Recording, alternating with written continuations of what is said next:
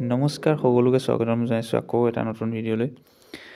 যিহেতু forest guard আৰু Forester 1ৰ কাৰণে BTCত বড়োলেণ্ডত আপোনালোকৰ ফিজিকেল টেষ্ট হৈছিলে, তাৰ ৰিজাল্ট ডিক্লেয়াৰ হৈ গ'ল, ৰিজাল্ট আহি গ'ল।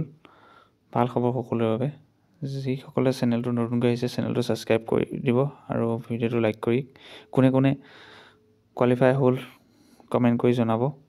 যিহেতু 9, 10 আৰু 11 জুলাই তাৰিখে আপোনালোকৰ 7th এপিবিএন প্লেগ্ৰাউণ্ডত ৱাকিং ইণ্টাৰভিউ আছিলে, ৱাকিং টেষ্ট, ফিজিকেল টেষ্টৰ কাৰণে ৱাকিং টেষ্ট হৈছিলে।